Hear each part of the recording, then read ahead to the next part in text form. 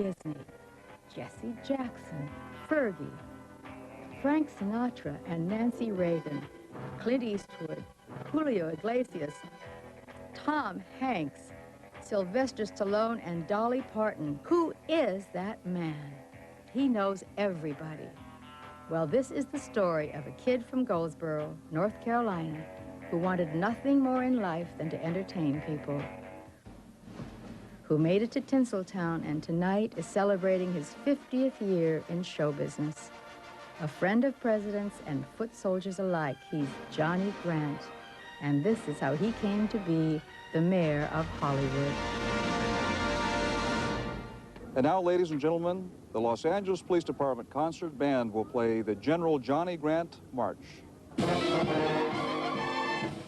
KTLA invites you to celebrate Johnny Grant's 50th anniversary in show business.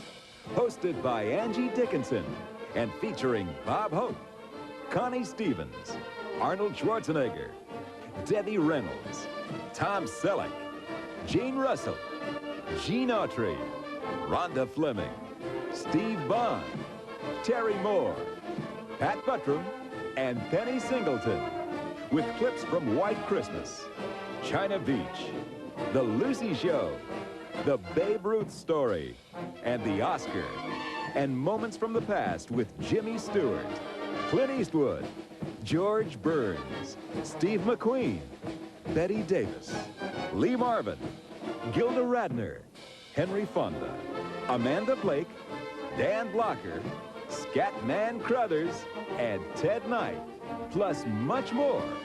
Now, here is Angie Dickinson. Behind me is the community of Hollywood.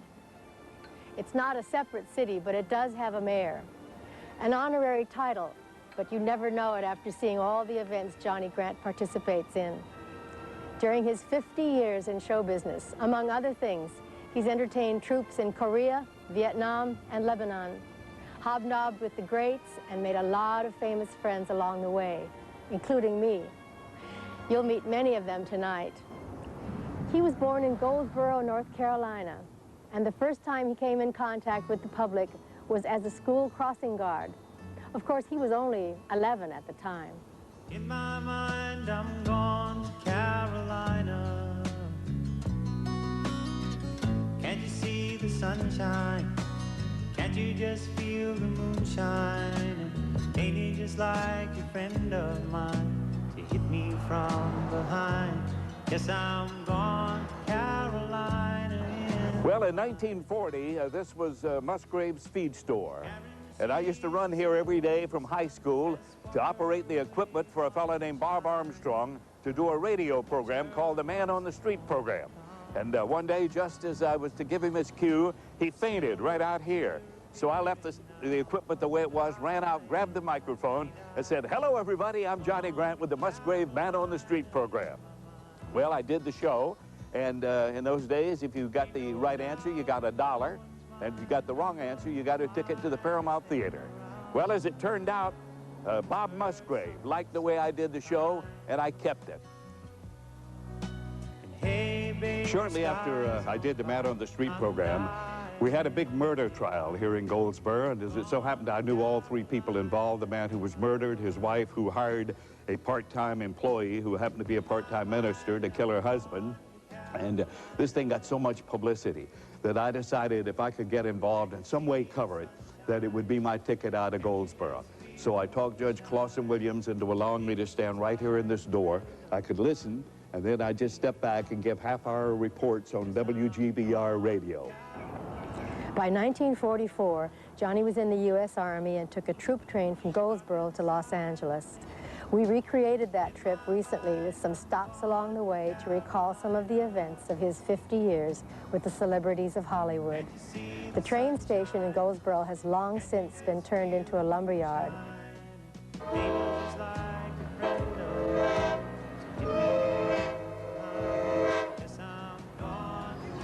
But a few miles down the road in Wilson, he boarded the train for a sentimental journey. Dark and silent late last night, I think I might have heard the highway calling. Geese in flight and dogs at bite. Signs that might be omens say I'm going, I'm gone to Carolina.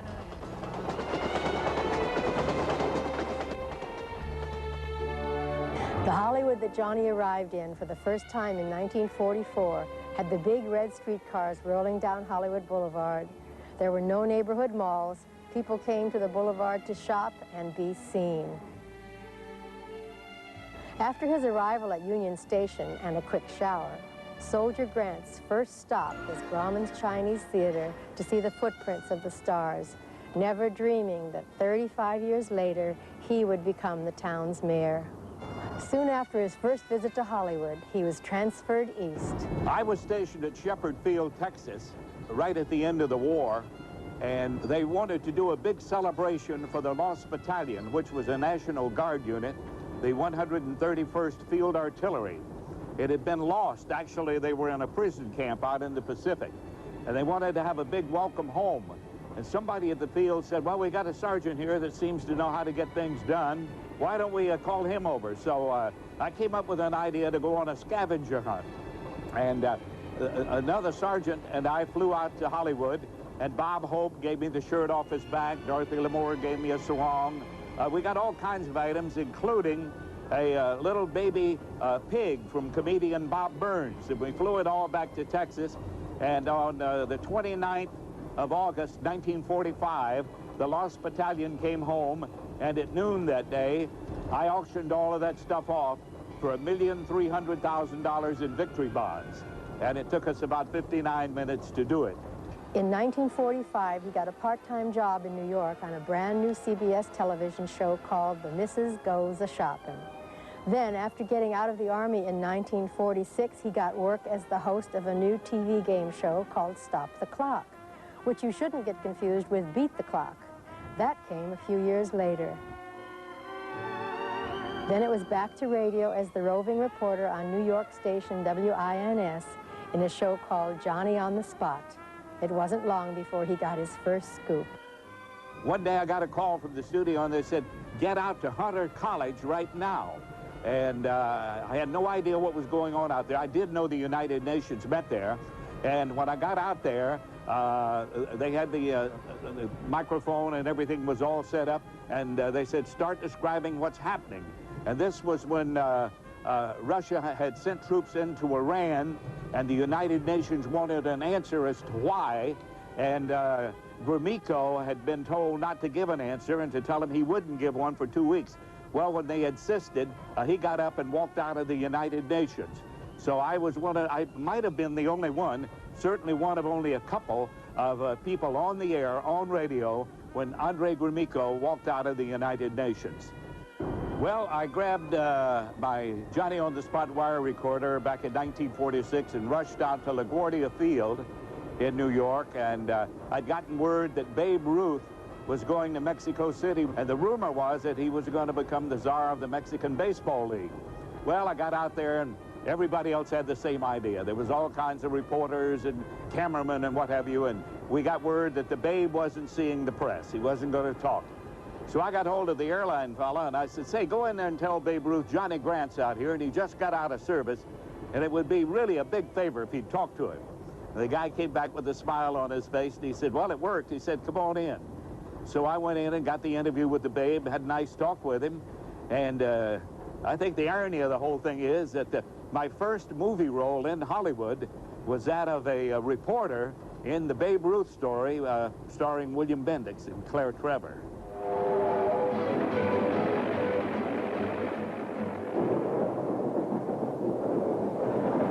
Hi, Babe. Well, hello. See you. Relative, good to see you. Welcome to Boston. Thanks, kid. Claire, you know all the boys on the papers. Hi, Miss Ruth. You're still king of SWAT to the Boston fans, Babe. They're all itching to see you powdering that old apple again. But the old legs aren't so good anymore. Who are you kidding, Babe? You'll never be too old to play. You can't change your birth certificate. I'm 41. From this humble beginning, other film work through the years.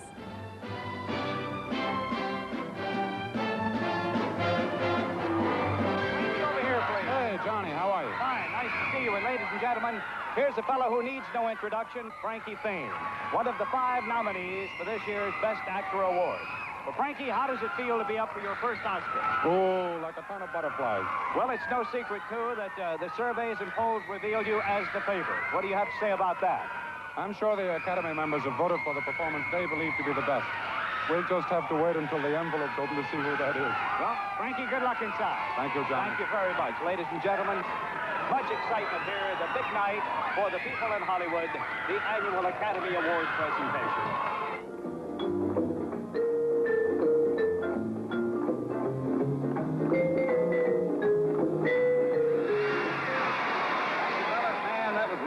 Solid. The heartbeat's there, and you know, you almost wore me out just sitting over here watching. By the way, I'm Johnny Grant, your musical host here on the KTLA High School Musical Contest. It's about time right now for our 6th and final contestant. The very popular group from Bixby High, the Jimmy Daly Combo, and Rockin' the Boogie. Ready, fellas?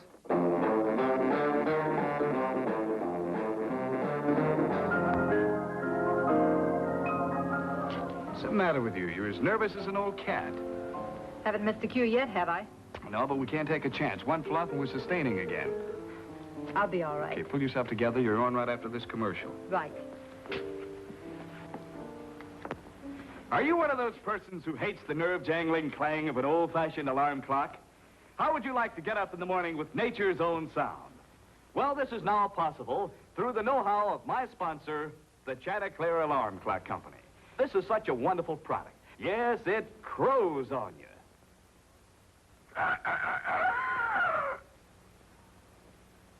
And now for the lovely singing star of Club TV, Miss Terry Newell.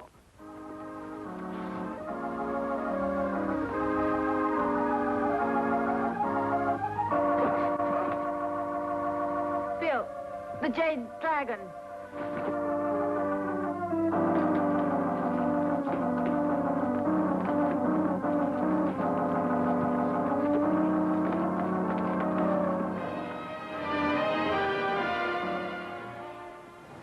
Goodbye. But remember this, the voters always get what they deserve. I wasn't the only chump in this city. It took a lot of you to elect me.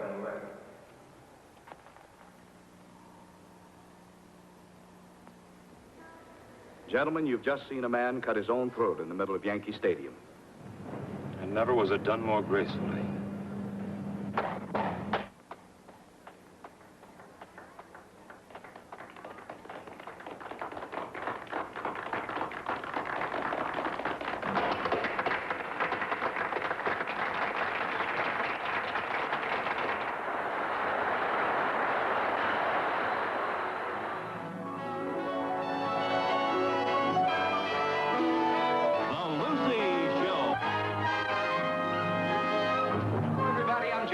In Hollywood at the Taj Mahal Theater, and this is really going to be a big night. Arriving now, Mr. and Mrs. Edward G. Robinson. Stazola, Jimmy Durante, and his lovely wife, Margie.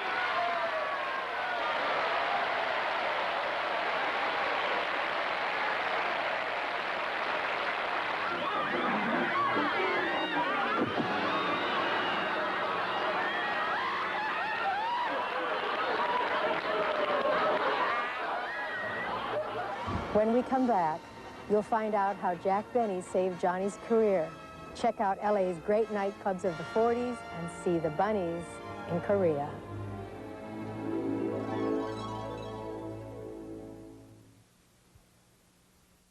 I love what you do for me, Toyota. I love how you set me free, Toyota. Toyota's new four-wheel drive, four-door 4Runner for 1990. Space, luxury, and V6 power. Where you go is your concern. Getting you back is ours.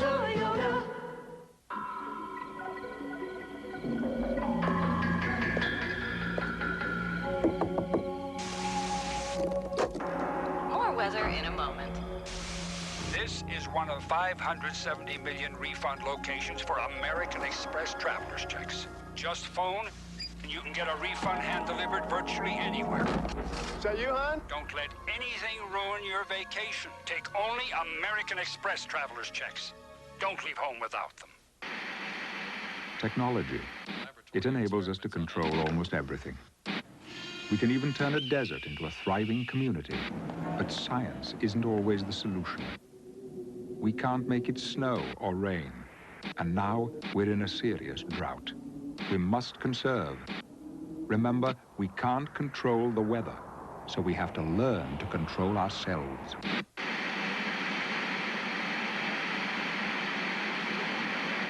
I love Baskin-Robbins, but now that I'm grown up, I do yogurt. You'll love Baskin-Robbins yogurt. Non-fat and low-fat, all natural. We both came shopping today to buy canvas shoes. I went to the Payless sale. I went to this other shoe store. I picked this white canvas shoe. I picked the same shoe. I spent the same amount of money at Payless that I spent at the other shoe store. And I got this little navy one, and these little red ones, too. And she got my other white shoe. Double up and save on these women's canvas shoes, now just $5.99 or 2 for $10. For splashing colors on canvas, who'd have guessed? Payless.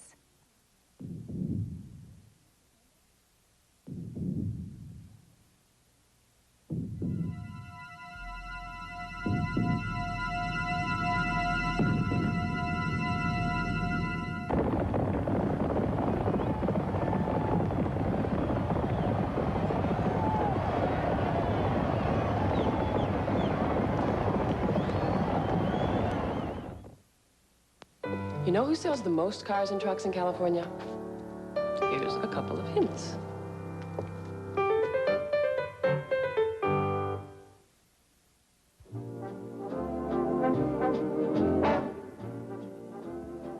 In 1949, Johnny Grant moved to Hollywood permanently to try and make it big.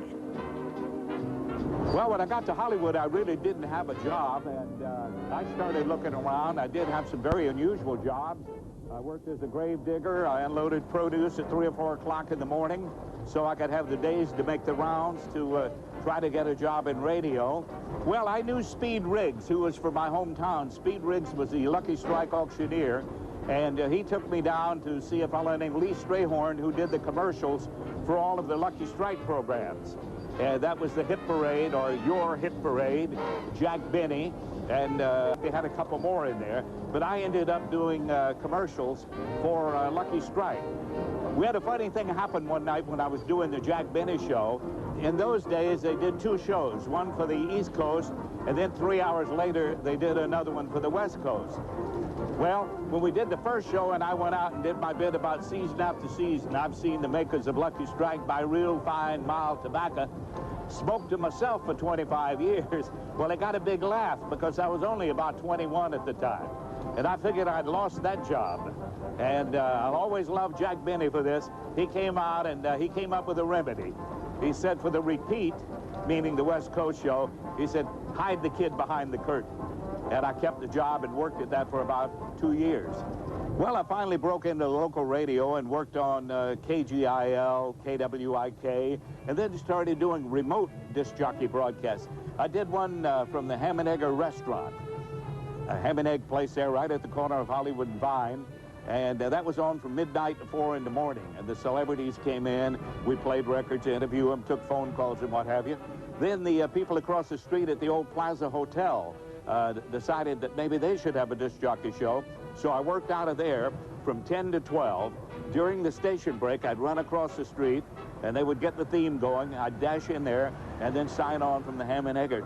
Well, you know, disc jockeys in those days kind of moved around like acts. You would be at one place, and then you'd move on. I was at the King's Restaurant, which used to be at the Boulevard. And that was very unusual there because from midnight to 4 in the morning, you would have the top stars in town in there, and then the gangsters would be in there. Mickey Cohen and his gang would come in, and it was a must in Los Angeles if you opened in a club or a restaurant or at the Palladium or wherever, and we had a lot of clubs in those days. It was a must that you come by the King's after opening night, and then most of your audience came with you. Back in the 40s, he had just come out, and I was living at the Hollywood Plaza Hotel, which is right in the middle of Hollywood, and me and Jackie Gleason and Joe Frisco and Doris Day and a lot of the Hollywood people lived there, and Johnny came out as a young boy just out of the Army and checked in, and he started doing radio shows and was kind of a new kid in town, and he had a lot of enthusiasm. He's the only guy I know who can go in a revolving door behind you and come out ahead of you. He can do it. I do a lot of jokes on Johnny. You know, we have to do jokes on each other. And I always say he, with his weight now, he's getting to where when he gets a shoe shine, he just has to take the boy's word for it and kid him about things like that. And I used to tell a joke that the first time I saw Johnny Grant, he was an actor. And it was years ago in the Hunchback of Notre Dame. He was strapped to Lon Chaney's back. And ever since then, I see people have said Johnny Grant is a bad actor, but he's a great hump. I had been doing some local camp shows at the suggestion of Bob Hope, and a guy came to me and he said, I've got a friend stationed down in the Canal Zone at Albrook Air Force Base, and they'd like to have a show down there. Can you get some of your friends and take them down? So I got Rhonda Fleming and a few other people. He was the best friend a girl could have, and I think back on those years that we really grew up together in the business. And we would spend hours talking. Many times he would escort me and my son, just who was a little boy then, to the ice capades or the circus or Ciro's, or he was a wonderful, fun, happy guy to be with. He still is today. I think it's because he never married, probably. But he's a happy man. Johnny could write a book and be a bestseller because he knows more intimate things about the people in this industry, but never would Johnny Grant do that. All of these wonderful memories will stay in him, or if he has something to say, it's always kind and loving because he's that kind of person. Hollywood in the mid-1940s. Motion pictures were at their height, so was radio and nightclubs, and there was no television yet. In those days, Ciro's on the Sunset Strip was the nightclub of Los Angeles. It was where the established stars performed, and newcomers like Martin and Lewis and Sammy Davis Jr. were first introduced to Hollywood. Today, it's the Comedy Store, and we brought Johnny back there after 40 years. Well, this was Ciro's, a personification of glamour and glitz in the 40s and the early 50s. I tell you, it brings back a lot of memories. I used to sit right here in the corner and do a disc jockey interview program on radio from 10 o'clock until 2 in the morning. When those doors opened over there, you never knew who your guests were going to be. I mean, surprise guests. Could have been Betty Grable, Ann Miller, Ann Sheridan, Mel Torme, Kay Starr, Joe DiMaggio. I remember spending a great evening standing right here interviewing Eleanor Roosevelt. I mean, this really was Hollywood. And I remember one thing, I always had to be careful and check with the people once they got inside to see if I could announce who they were with, because there was always gossip columnists and photographers waiting here to report it the next morning. And sometimes, you know, somebody would sneak out with somebody they shouldn't be with, and I'd want to interview them so bad, and they say, next time, I'm not supposed to be out tonight. Hey, you, listen, bub. Don't forget Johnny's Freeway Club. I actually went to work on KMPC in 1951, and I was on there for 2 hours every Saturday for 6 months, and then Bob Reynolds decided to hire me as the afternoon disc jockey, and that later went on to become the Freeway Club, which was the first program in America, I'm told, really dedicated to helping the motorists with traffic problems. And then in 1952, fella that I had met as a sergeant in the old Air Corps, now the Air Force. Gene Autry came in and bought the place.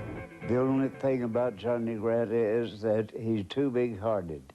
He will do anything in the world for his friends, and maybe a few of them at one time or another take advantage of that. But I consider Johnny Grant one of my best friends, and he never met a stranger. I often said I was blessed to have two guys like Gene Autry and Bob Hope, you know, on my side and helping to open the doors. John, you have a happy 50th. You deserve a great day. You deserve a break. Go to McDonald's. I'll pay for it. I've been asked to say a couple of words about Johnny, so I will. Short and bald.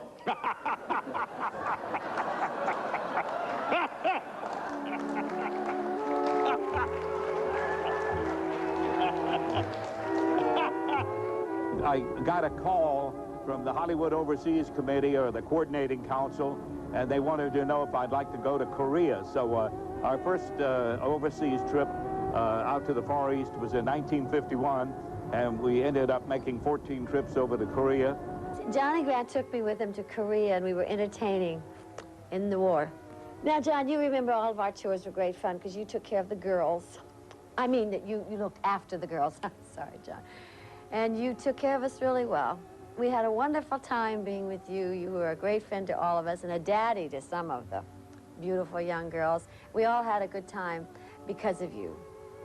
I learned that show business wasn't all that everybody said it was going to be. That everybody was getting ready to jump on your bones and so forth. I said, gee, I can't go anywhere without my dad. And he said, well, fine. And my dad went along with the band and played for the backup group. And there I was, you know, like 16 years old, and Johnny said, that's great. And it was an incredible experience to travel around the world with my own father playing bass, which we had never done, and to learn so much and be so protected by both Johnny and my dad. Johnny called me and asked me if I wanted to go on a tour at Christmas time to entertain the guys in Korea. And I had just come off a very big heartbreak, my first major heartbreak, and he had heard about it. So he said, ah, I've got the thing for you. And he was right. And so I met him. I think I met him that morning at the airport. Happy anniversary, darling, and I love you. What is it, 75 years? Oh, no, 50. I'm sorry, Johnny, you know me in numbers. When I went to Korea, it was with Johnny, and he had everybody going like this. We moved every single night, but everybody was just on tippy toes for John. It was wonderful. The little man was really a big man over there. Well, we made a lot of tours and traveled with a lot of very nice people, and in 1953, Terry Moore, very nice lady, did a thing, and she says, okay, I'm going to do a striptease as far as the weather will permit. And she had a little ermine bathing suit, and it was a one-piece suit. Nothing wrong with it, but somehow it got blown out of proportion in the press, and the guys over in Korea said, well, get ready, baby, to go all the way because we're going to back a jet engine up to the stage. It'll be plenty warm. No matter where I go, people remember me from that trip because I used to bring, Johnny Grant would bring a GI up on stage and have me sing Give Me a Little Kiss to him. And at the end, I would kiss the GI, and I don't go anywhere in the world to this day that someone doesn't come up to me and say, I'm the GI you kissed in Korea. Johnny would get out there, and he would tell his jokes. And, of course, he had an assortment of hats. Well, he had the biggest hat. It was bigger than Bob Hope's hat. Well, in fact, it could have been Bob Hope's hat, you know, because they are very good friends. So Johnny would get out there, and I could see this little pixie on the stage and hear all these waves and waves of laughter that come from the jokes that he was telling, and this big hat that was wobbling around, you know. And he's a great guy, a great big heart. In fact, he's the only guy I know whose heart is as big as his hat. You know, he came on the set, and I was using it in the picture. And he said, I like that hat. He was on the way to Korea. You know, you don't know it, but he's done more overseas shows and he's taken more gals, beautiful gals. I think he copied me. George, you've had many Christmases. Would you recall for me your most exciting or most memorable Christmas? Yeah, I'll tell you what happened during Christmas. It was on Christmas Eve that I said to Gracie, it's a true story, Gracie was going around with somebody else, with Benny Ryan. She was going to marry Benny Ryan. And we were booked into Cleveland. And I said to Gracie, it was a very sad Christmas Eve for me. And I said to Gracie, if you're going to marry Benny Ryan, let me know tonight. And then after Cleveland, we'll just break this up. And she called me at 3 o'clock in the morning on Christmas Eve and told me she'd marry me in Cleveland. So that was a great Christmas. Next, one of the greatest nights in sports history. Johnny gets shocked on This Is Your Life and with the troops in Vietnam.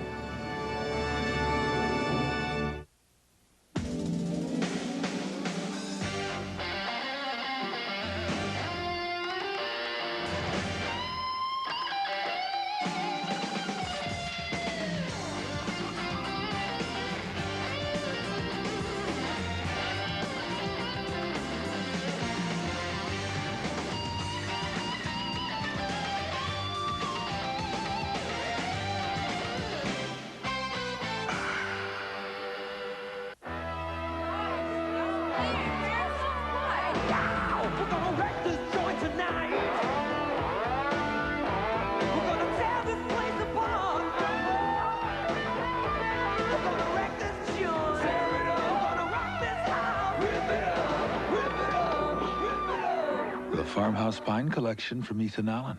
The triumph of beauty over youth. Right now, there's a sale at your Ethan Allen Gallery. Now, McDonald's has something new for you to play with. Sports bottles.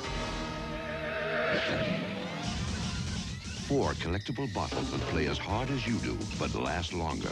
For only $1.99, you'll get a McDonald's sports bottle filled with Coca-Cola. And the best part is, it comes with its own locker. McDonald's sports bottles, just $1.99 each. Bring in your sports bottle on your next visit and get an ice-cold refill for just 59 cents. There's a Maui that still plays in little pools down by the sea, where breezes blow from heaven, and you can become the morning light that shines all day in paradise. So come become Maui with United, the airline that's been Hawaii's friend for over 40 years. And call 1-800-525-MAUI for your free 40-page Maui vacation guidebook now.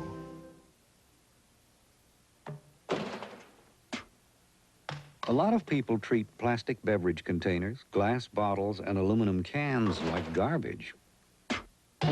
They're not. They can be recycled to save natural resources, energy, and extend the life of our landfills. So don't throw them in the trash. They're not garbage anymore. Remember, every container counts, and every 2 are worth a nickel. I love what you do for me, Toyota. I love how you set me free, Toyota. It's reassuring to know that of all the cars in its segment, the Toyota Corolla is the most trouble-free.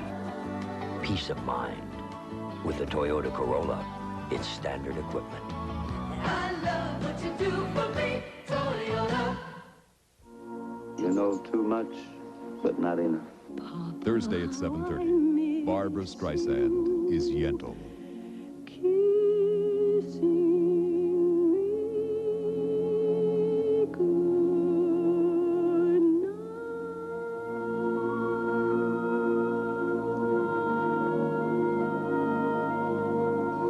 Yentl in stereo, Thursday at 7:30 on Channel 5.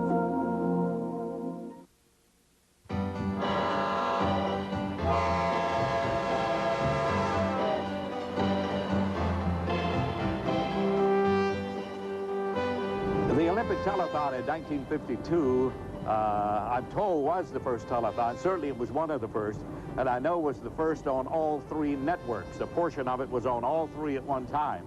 and it was an idea thought up by Vincent X. Flaherty, the sports columnist, and he got Bob Hope, Bing Crosby, and Frank Sinatra as his main host, and then they invited me to come over and make some pitches and to see if I couldn't get the Frankie Lanes and people like that to come over and perform. And as a result of that, when they got ready to make White Christmas, Bing Crosby told the producer, said, "Hey, we got a part in here of a television host. Johnny Grant did a great job for us on the Olympic telethon. Why don't we use him?" So that's how I ended up getting my classic movie, White Christmas.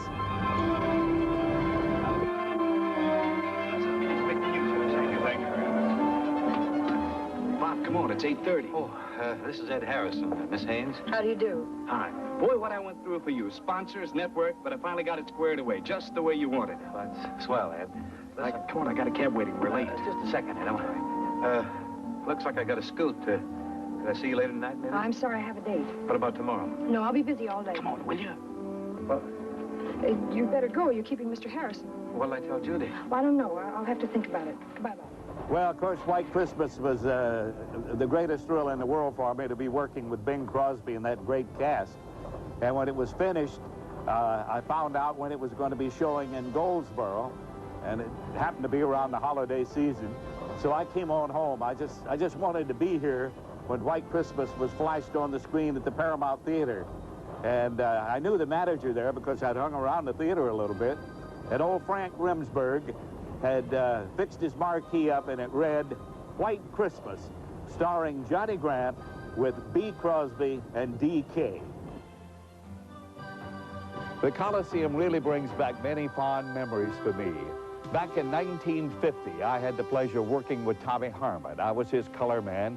He did the play-by-play for the first televised football games. It was the, golly, was it the Pac-6 or Pac-7 then?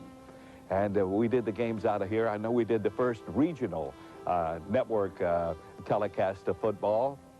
But the night that really brings back the great memories for me happened in 1959 when the Yankees and the Dodgers played an exhibition game here, actually honoring Roy Campanella.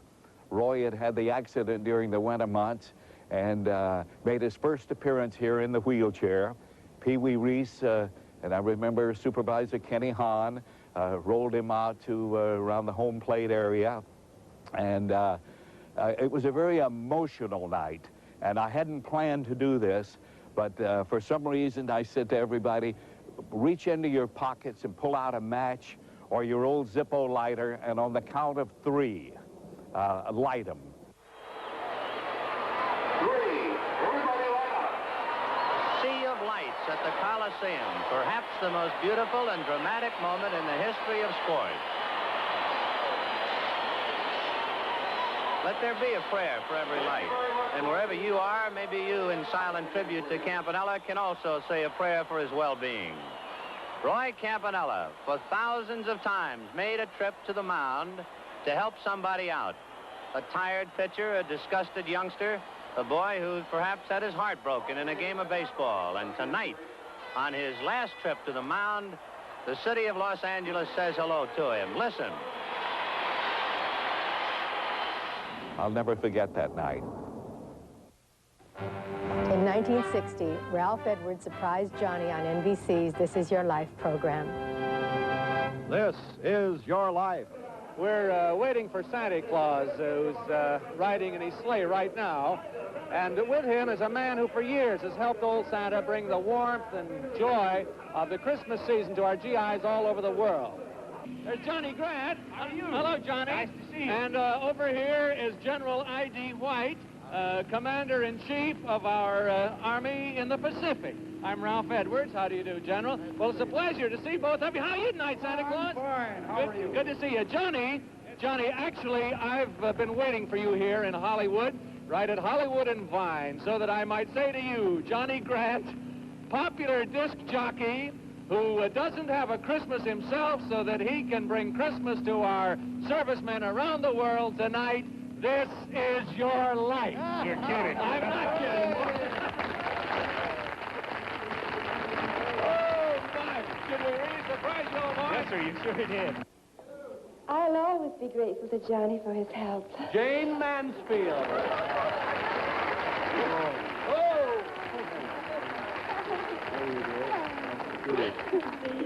In 1954, when I first appeared with Johnny, I was completely unknown. We were doing a little show for the military down in San Antonio, Texas. Broke up that base, I had never entertained the troops before. Well, I never even entertained anybody before. And I didn't expect such a very typical masculine reaction. And I really was awfully shy and self-conscious and a little embarrassed, but Johnny gave me a lot of confidence, and it gave my career a terrific boost. It launched it. Yeah.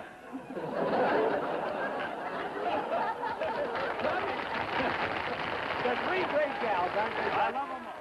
At a party a few years later, Johnny, Robert Stack, and Rich Little tried to get back at Ralph Edwards. It's taken a lot of scheming, and I'm going to stop you right here. Ralph, you'll never know how much scheming is going on in this town. Because if you look into the camera, tonight, Ralph Edwards, this is your life. Unfortunately, we couldn't come up with anyone that remembered you or wanted to be. You're all dismissed. Yes, they're all dead. Yeah. We did a documentary about our experiences in Vietnam. It was called Hollywood in Vietnam, and it showed what the performers go through on a tour like that. And your emotions run the gamut, you know. There's anger, there's frustration, there's joy. Here is Anne Margaret on her way over with Johnny Rivers. When she arrived, the troops thought they had a new secret weapon.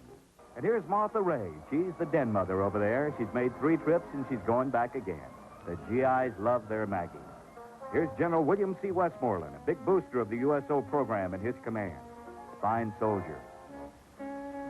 Wherever there's hope, there's Kelowna. He's a little bashful, though. The GIs really like his efforts. Here he is. Hi, Jer. Bob had me playing a Kong. I was a little leery until Robert said, forget it. There's never been a real one as round as you. And it happens in all wars, the kids are the innocent victims. In this hospital ward, we met 2 youngsters that had been wounded. Many of them step on landmines, others are hit by sniper fire. We get valuable intelligence information from the kids.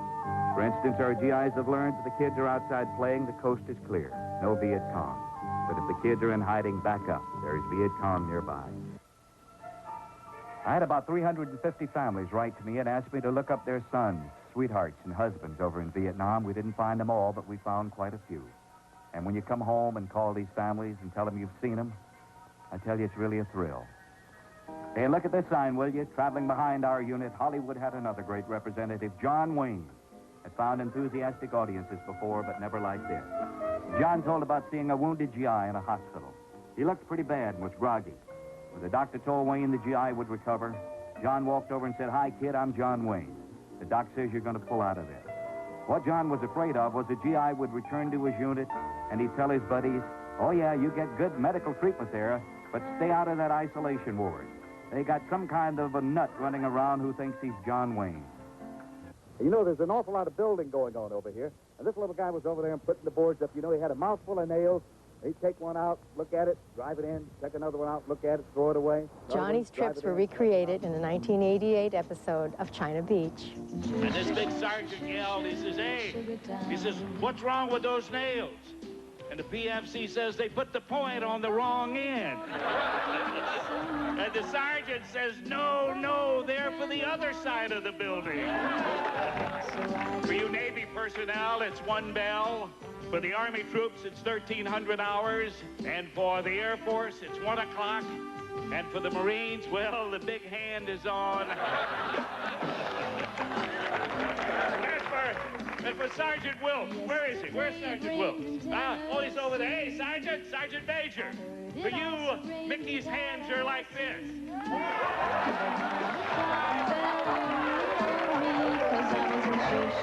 Yeah, you're great. You're great.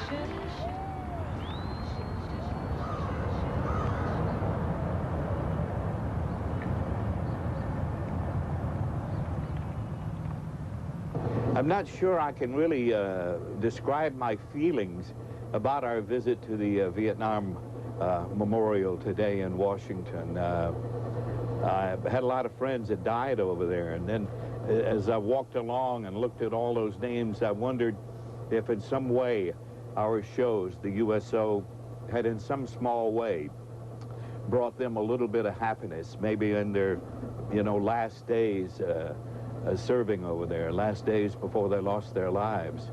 I did walk over and find the name of General Bruno Hochmuth, a Marine general who had sworn in the Johnny Grant Golden West platoon of the United States Marines. And it also flashed into my mind today that I had had an experience in Da Nang at the Navy Hospital when we were going through with one of the units, and the nurse came over and said, "There's a young man over here who would like to talk to you."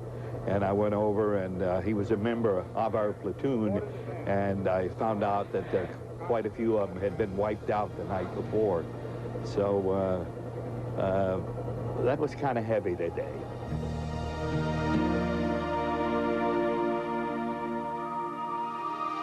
When we return, great stars and warm memories.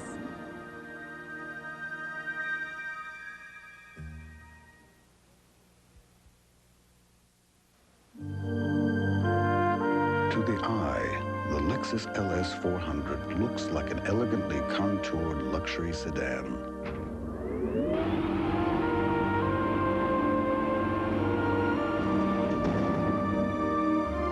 To the wind, however,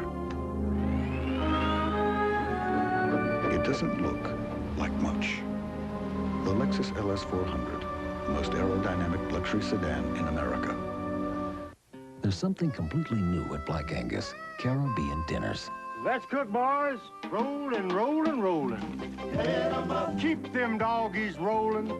Now at Black Angus, grilled chicken in a spicy Caribbean glaze, juicy top sirloin, a touch of the West, a taste of the islands. Rollin', rollin', rollin'. Steak and Caribbean chicken, $7.95, only this August, only at Black Angus. Yeah, we're jamming now.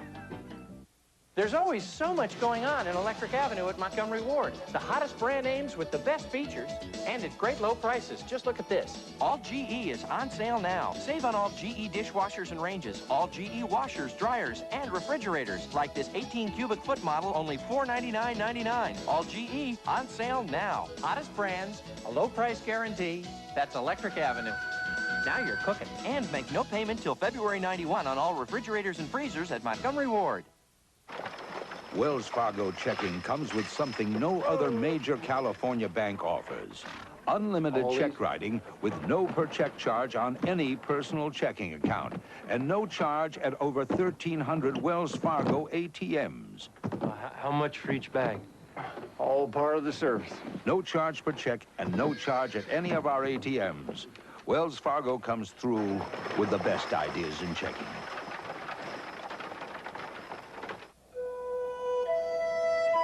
And Gary goes out to work on the pump, and he sees this Mama Owl sitting on top, and there are a couple of babies inside. Yeah. So he decides to leave the pump shut down.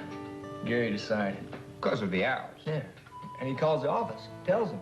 You know what they said? What? They said, good move. Fix the pump later. I could have told you they'd say that. I knew you could. Do people make nature a natural part of their business? People do.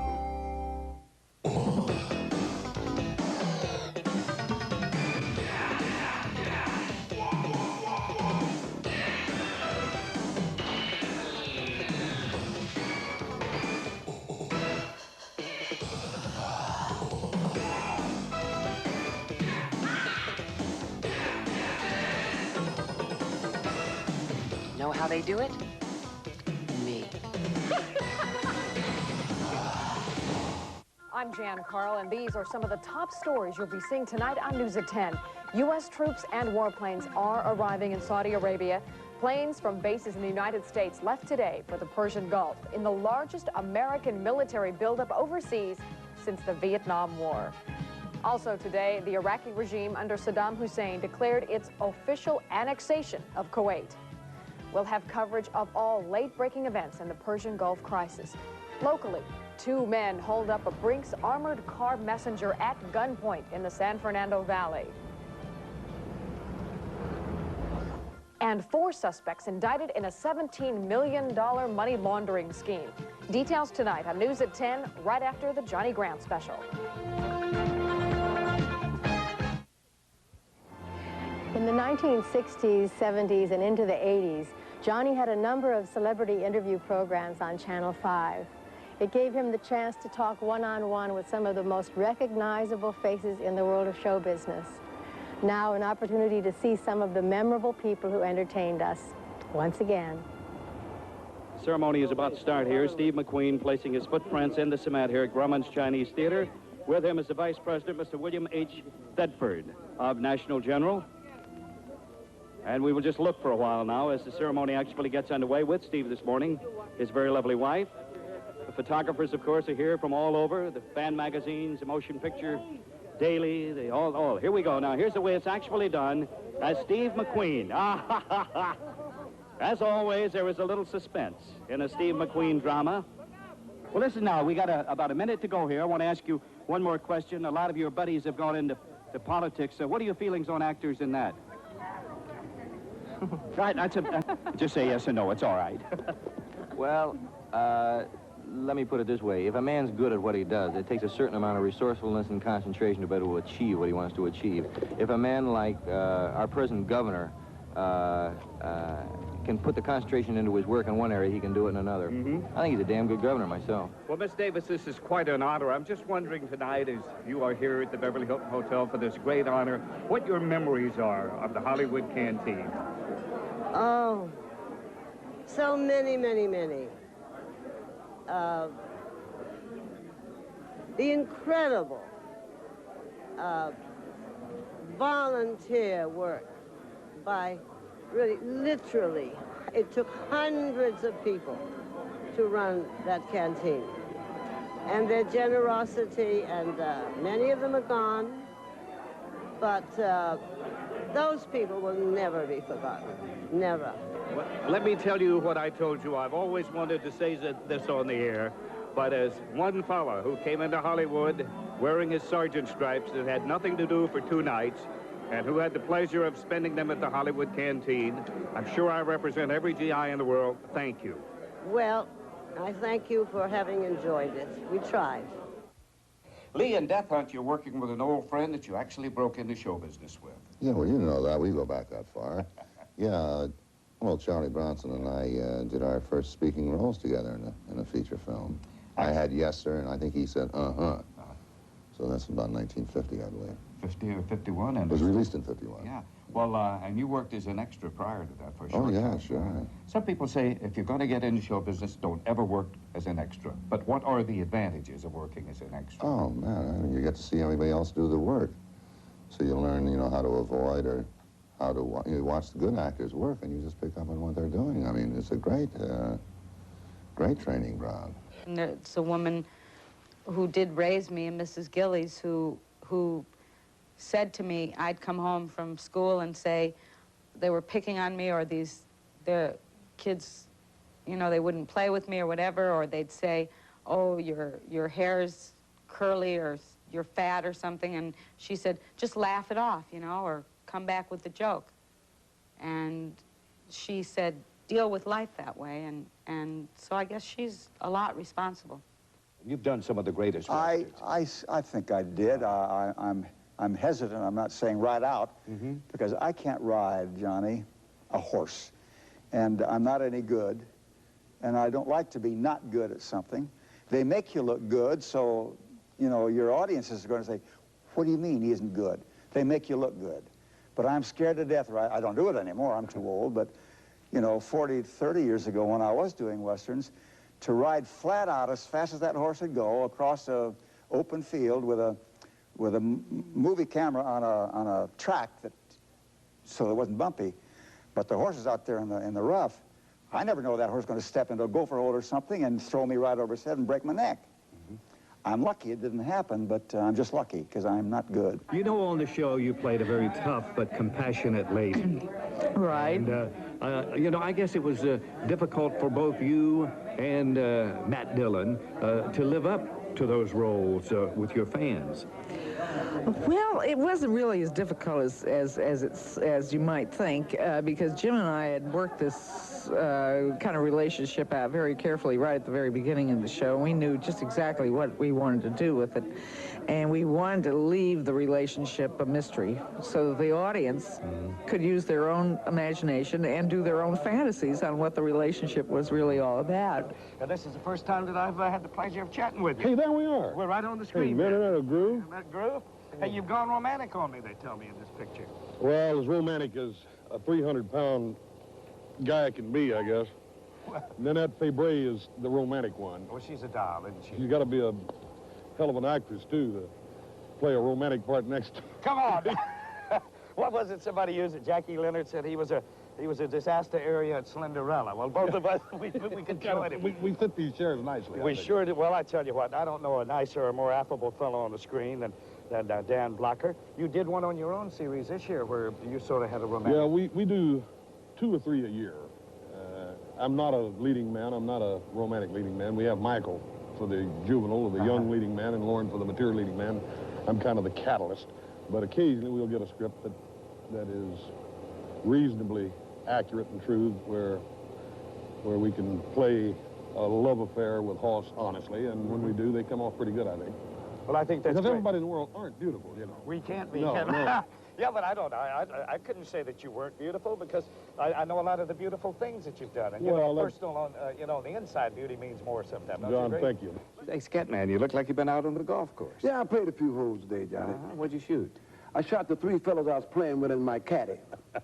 Going to be one of those nights, huh? What's your handicap? Those 14 clubs in my bag, John. Want to drink a toast? Yes. Here's to our wives and sweethearts. May they never meet. Well, was that the first joke you did when you were 14 years old and appeared in front of the gangsters? You started out working for gangsters. Yes, but I wasn't telling jokes at that time. I was just singing and playing the drums. And this lady, Cammie, I never forget her name, she was a pianist. Going to school in the daytime, working in the speakeasies at night. In my home in Terre Haute, Indiana. At that time, they called it the Terrible Hut. Wide open, red light district, gambling. And I used to see those guys come in and he'd look, when they come in, he'd frisk them and take their guns off and put them back behind the bar. No salary, just had a box with a picture of a cat. Feed the kitty. Ted Baxter was the last guy to be cast. So I bought the blazer, I bought the gray flannel trousers, white duck shoes, I got a suntan, Marcel the hair, got the fingers done, and I said to myself, who is this guy? Who is this guy? So, without mentioning names, it is a compendium of 4 or 5 guys that I work with, coupled with some of my own regional television experiences. And I went in with this prepared character and read for them and apparently bowled them over because they practically signed me on the spot for that. And it was one of the most delightful experiences of my life, those 7 years. No, you know, Hollywood is a place where there's an awful lot of cocktail parties. And I used to go, and I could go to 2, 3, 4 a night. And that's the way it was in the old days. And it reminds me of the old tune about wine, women, and song. That was my life for a couple of years. 1 was too many, and 1,000 wasn't enough, you know. I mean, it just, you know, all of a sudden my system wouldn't take it anymore. So I had a rough time there for a while, but I got myself straightened out. And even a positive thing came out of that, because after I had, you know, been off the booze for a while, a friend of mine, Walter Murphy, and his wife Debbie came out from the National Council on Alcoholism in New York and said they'd like to do a big event in Washington. And they wanted to know if I would help them with it, to produce a big dinner, and that they would like to have about 52 prominent people, you know, go public with the fact that they had had problems with alcohol, but were now living a normal life and a productive life. And I thought it was a great idea. So we really had 52 great names back there, and it was the first time that many people had ever gotten together. It was called Operation Understanding, and they went public with and tried to take stigma off of alcoholism and let people know that they could get help and to lead productive lives. We had a big press conference there at the Shoreham Hotel that morning, and I know Buzz Aldrin and Gary Moore and Dick Van Dyke and Dana Andrews, and oh, there were so many people there. Political folks, even had one member of the Parliament in England fly over to be a part of it. And then that evening we had the big dinner. But that morning at the press conference, we were all so scared because we had no idea what the reaction would be from the public, or how this was going to affect our lives or our careers. And we were a little apprehensive until one of the guys behind the camera, a newsman, I don't know if I should say this, but he yelled out at us. He says, "Come on, relax up there. There's more old drunks behind the camera than in front of it." So we all broke up, and the press conference went fine. And as I say, it was on all the news, and it was worldwide the next day that 52 people would come out of the closet, so to speak, with their drinking problem. And I think it very definitely helped all along the way, because I've seen more and more people come out now, not only with their problems with alcohol, but also drugs and other things.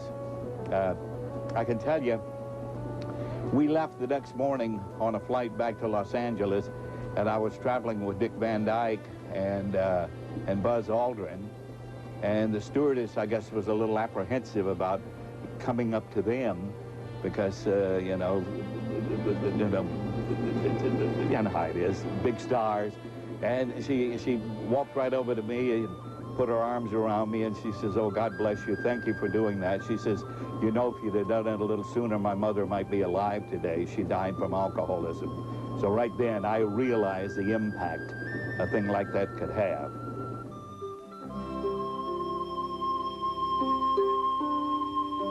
Now, you are a native Californian, I believe, up around the Bay Area? Right. I was born in San Francisco, lived in San Francisco and Oakland most of my life. Mm-hmm.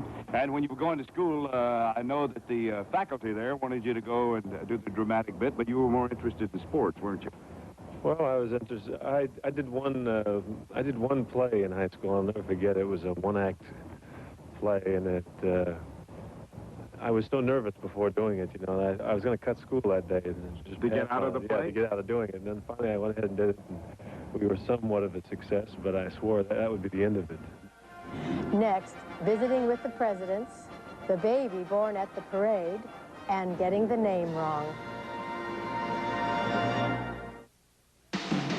I love what you do for me, Toyota. I love how you set me free. I love it. I said I love it. If you've got the will, Toyota is the way. I love what you do for me, Toyota. Wanna give yourself a treat? You want a taste that can't be beat? Have a little sunshine, sunshine. Have a bunch, you can have it all. You have no cholesterol, have a little sunshine, sunshine. Just about every cookie and cracker Sunshine makes has absolutely no cholesterol. Now what could be better than sunshine? Have a little sunshine. Have a little sunshine. Have a little sunshine. The bone on the right cleans dogs' teeth. So does the bone on the left. But in a nationwide taste test, dogs just like yours pick meaty bone 2-to-1 over the bone on the left, because only meaty bone has a delicious meaty coating they really love. All across America, experts concur. For a tasteful way to clean teeth, there's no bone like a meaty bone. You want it faster, you want it fresher, you want it oh so nice. Come to Lucky, get it at Lucky, get it at a low, low price. Lucky, Lucky, still a low price leader. If you think we're just low prices, come in and we'll show you another side of Lucky. Lucky, Lucky, still the low price leader.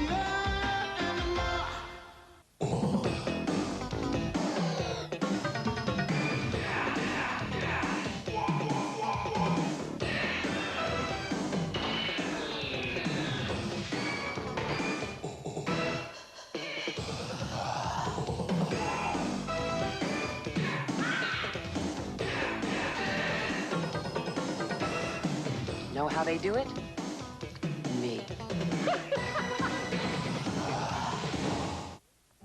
One of Johnny's prime duties is presiding over the ceremonies inducting various celebrities into Hollywood's Walk of Fame.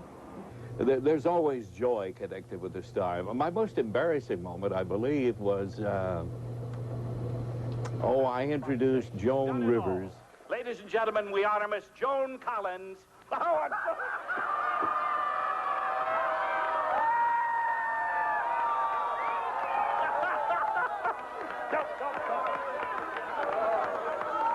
All right, okay, retake.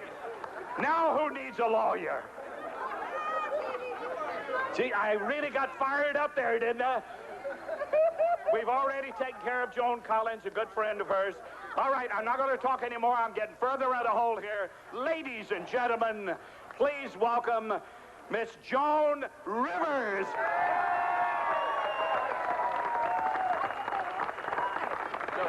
Now, you don't say anything yet. I've got to bring the mayor up. Oh, my God. Well, I would like to, you know... Can I say one thing? Yes, yes. I've been called a bitch before, so that's okay. I'll never forget the day we gave Billy Graham his star. It was a very moving experience. You know, they talked to me about this a number of years ago. And they didn't offer it, they just talked to me about it. And I said no, I was not interested, because I couldn't think of a biblical reason why my name should be among a group of entertainers. But then I came to meet so many wonderful religious people among the entertainment people. And also, I began to realize, as has already been suggested, that when people walk by here and see the name Billy Graham and some kid yells out, "Who in the world was Billy Graham? What rock group did he play for?" They'll be answered and said, no, he was a preacher of the gospel. Ladies and gentlemen, Michael Jackson. And we welcome him to the Walk of Fame. Michael.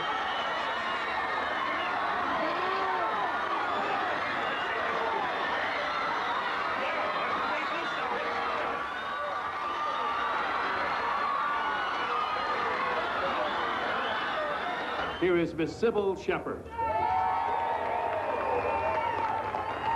No, don't call the paramedics. She knows what she's doing. Please welcome Mr. Tom Cruise.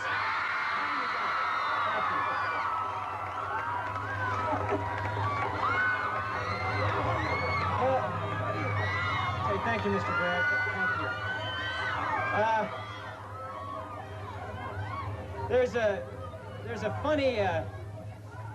There's a funny scene in Risky Business where Joel Goodson is having nightmares because he's feeling very anxious and pressured about getting into a prestigious college. And he shows up late for his college entrance exams with 2 minutes to take the test, and his life is ruined. Well, since the Hollywood Chamber of Commerce, since I learned that they wanted to give me this gracious gift, I've been having nightmares that no one would show up except for my parents and my girlfriend. Here is a woman who has it all and knows how to use it. Tina Turner.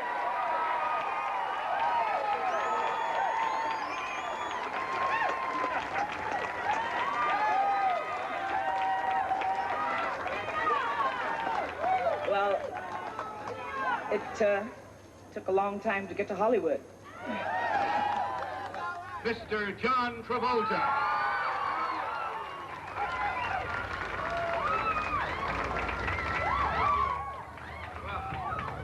Now this is perfect.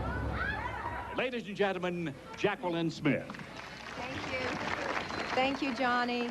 And thank all of you for coming here today, all my friends that taking part in this special day. It truly means a lot to me.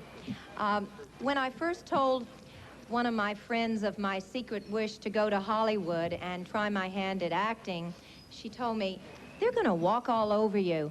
Well, happily, now that can be true. Tom Selleck.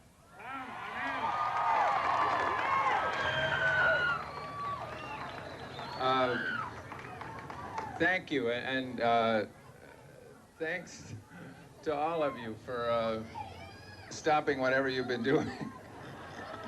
Well, I've known Johnny for probably almost as long as I've been in the business. I got in the business about '67, and we always kind of bump into each other. I went away to Hawaii for a long time, and we didn't see too much each other, but I think I did my first interview with Johnny, or one of my first ones, here at Universal.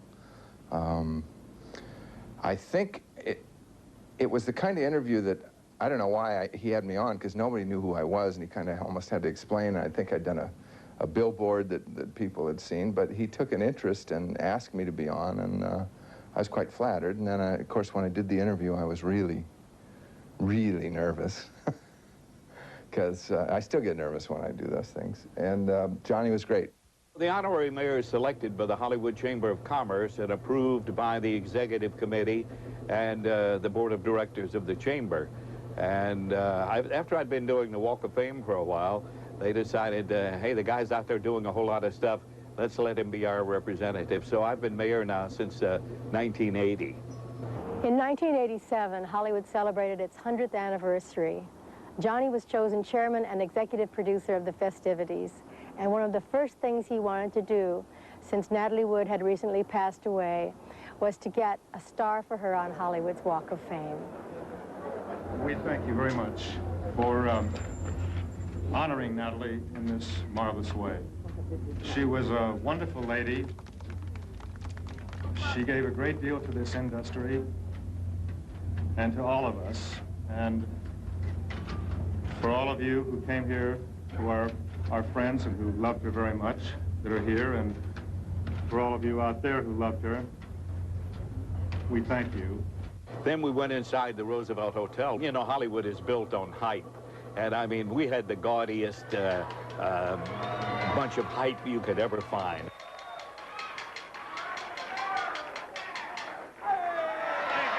A time capsule to be opened in 100 years was filled. Gene Autry spoke. I only have one more thing that I would like to do before I check out, and that's win the pennant in the World Series.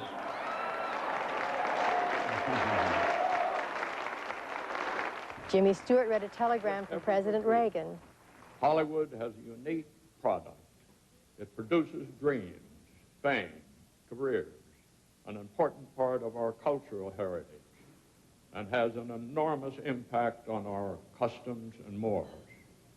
And that product is, of course, entertainment. And Bob Hope summed up. I'm glad Jimmy Stewart read a telegram instead of making a speech, or we'd still be here when they open this thing.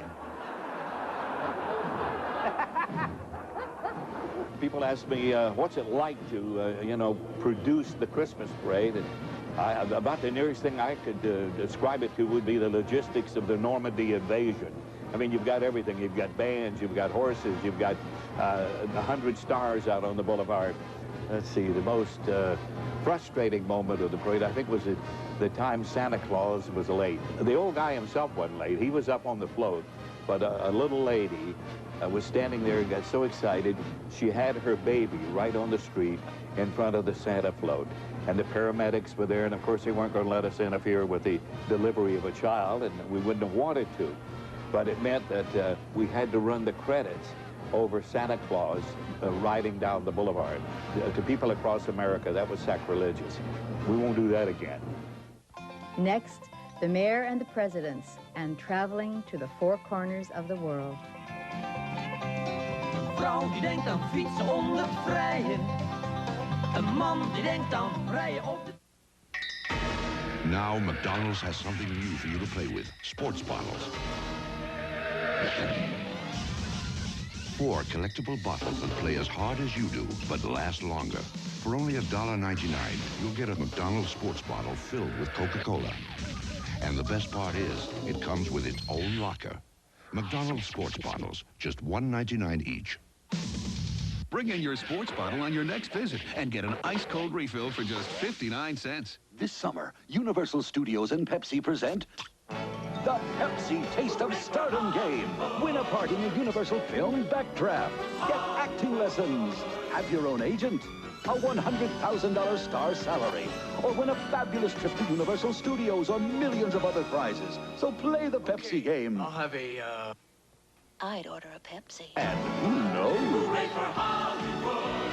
Hooray for Hollywood!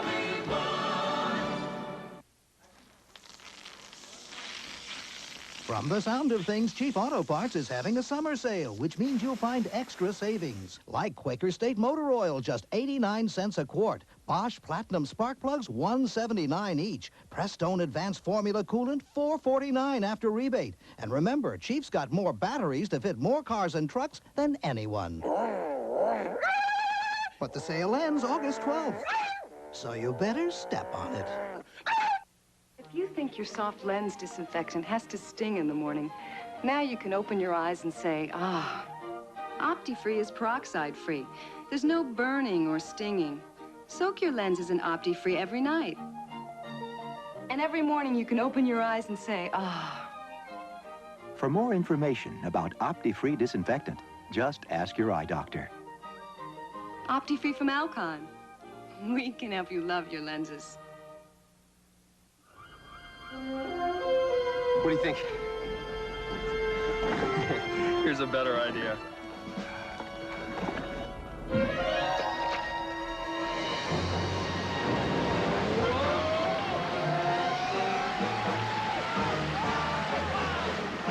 Welcome aboard.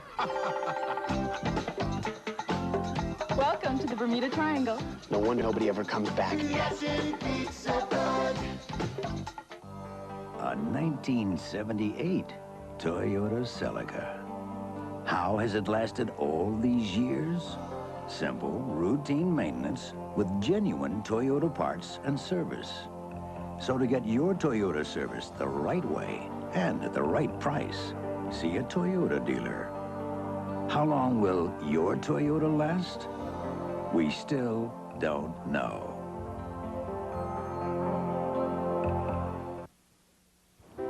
You can always catch Johnny at a premiere or a celebrity baseball game, but he's visited with presidents, too. In 1941, I was working at WGBR in Goldsboro, and President Roosevelt was going to be sworn in for a third term, which was, you know, historical. And I went in and asked the management if they'd send me up to Washington to cover it, and they said, well, you know, we're a poor little station here. We really can't afford it. To make a long story short, I said, well, I'll hitchhike up there. Then I got into Washington and had no credentials, and so I decided, well, best thing for me to do, they have the big loudspeakers up, I can hear everything, and I'll go out and, to the best of my memory, there was a trailer out there, and the guy let me come in and get warm, and I climbed up in a tree and sat up there and wrote my copy and got it out back to WGBR in Goldsboro. So I had the great privilege of covering FDR's third inaugural. And I think the interesting thing, 15 or 20 years later, I had the pleasure of sitting on the podium when President Eisenhower was sworn in. And I just kind of vaguely remember sitting there, not only listening to what was going on, but trying to find the tree that I had sat in during the inaugural of FDR. And then I met President Eisenhower when he was in service. President Nixon I covered for the 7 to 8 program, the early morning NBC show. Went over to the White House with Bob Hope and Jerry Colonna to visit with President Johnson on the occasion of the 25th anniversary of the USO. Of course, we had known Ronald Reagan from his days in Hollywood. And you certainly made me feel right at home with Johnny Grant here, because all the way back to '66 running for governor, Johnny Grant was always on hand. And Jerry Ford, President Ford, we did some, actually we did a program out of the White House with him for our Toys for Tots telethon. Well, Johnny, it's a great pleasure to participate in this program, as I was saying earlier. I have done several dinners for President Bush.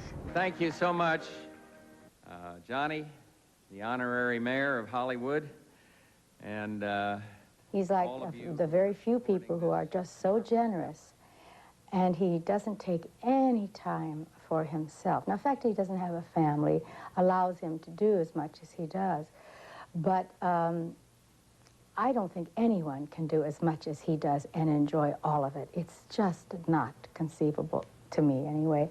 And I have an idea that it's just kind of a habit of love that he hasn't known how to pull in at all.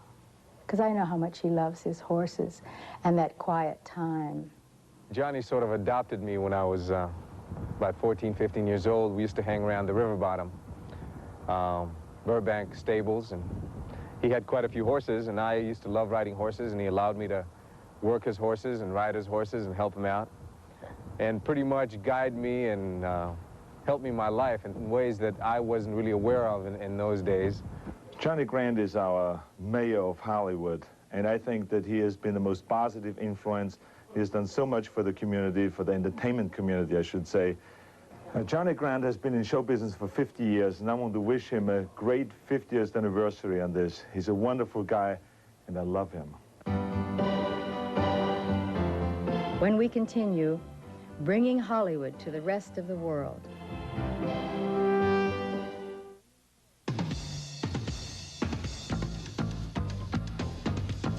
To perfect the new Lexus ES250, our engineers had to spend many long days on the test track.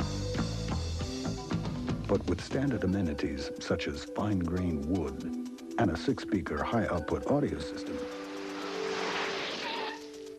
at least they had excellent working conditions. Presenting the Lexus ES250, the luxury sedan of sports sedans.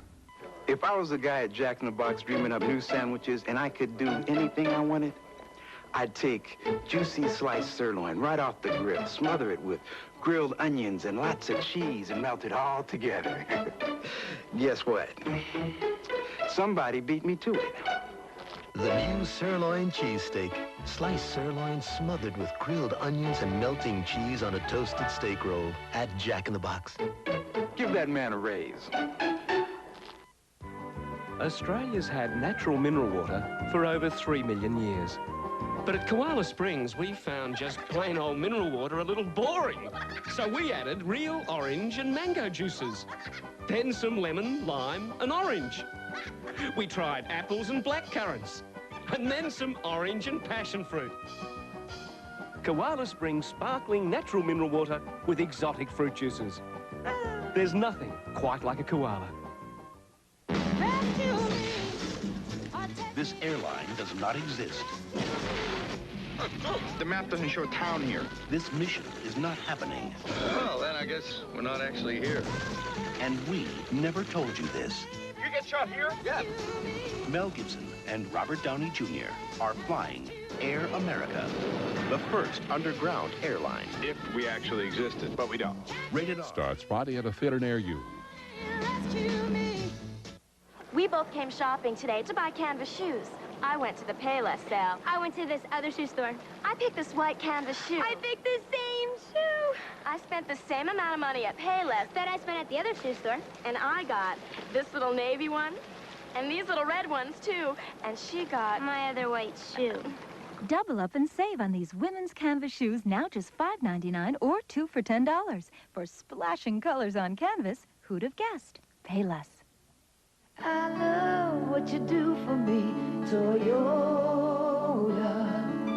I love how you set me free, Toyota. Toyota's new 4-wheel drive, 4-door 4Runner for $19.90. Space, luxury, and V6 power. Where you go is your concern. Oh, how I love it. Getting you back I love what you do for is ours. Toyota. If you were the mayor of Hollywood, you had a very busy spring and summer. This year it started in April at the Chinese Theater where Disneyland threw Johnny a 50th anniversary salute. Mickey and Minnie Mouse arrived in a 1969 Disneyland monorail car, and Kirk Cameron and Tony Danza were among the crowd. Well, I think Johnny Grant is everything that Hollywood should be. And he's always been so nice to me, and it's really a thrill to see him get honored for a change, you know, because he's always out here honoring everybody else.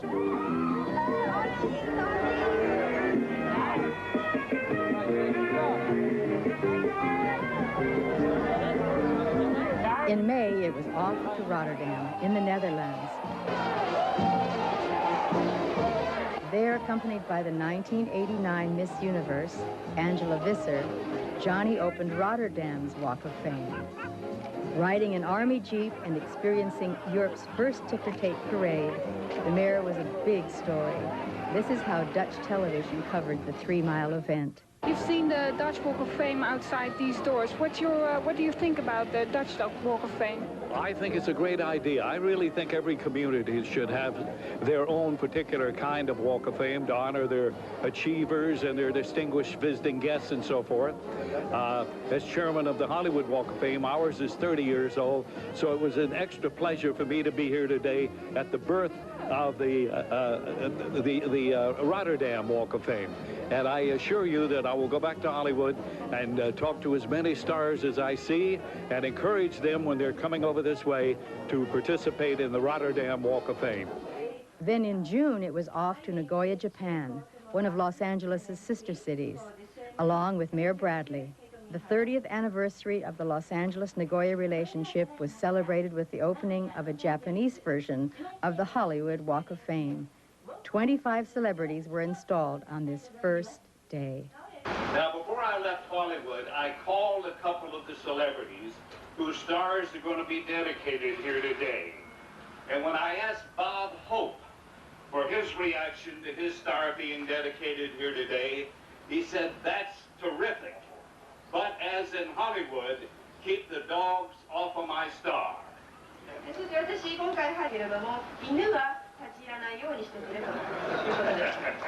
I'll tell him you laughed. Later in June, the mayor of Hollywood was off to Orlando to introduce the arriving celebrities at the grand opening of Universal Studios, Florida. I am in awe right now when I look out and see these great names standing out there. Ladies and gentlemen, the legends all. What more do I have to say than Mr. Jimmy Stewart, Miss Janet Leigh, and Mr. Tony Perkins? Let's bring them all up, all here.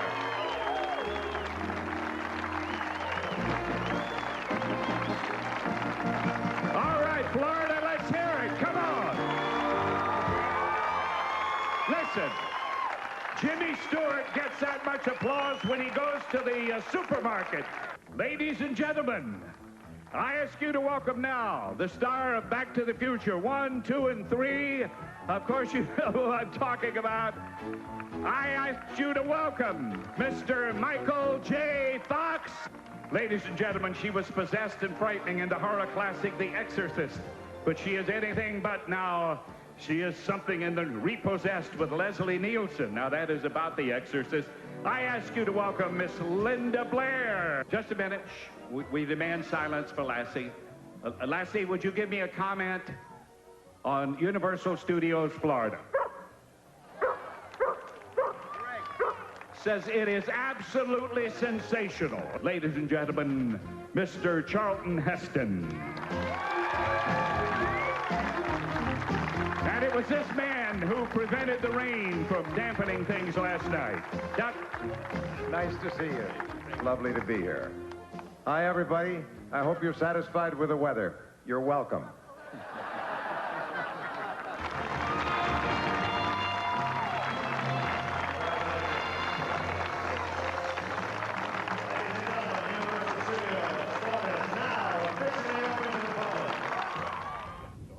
And then in July, it was back to Holland to have his own handprints installed in the Walk of Fame he had opened there in May.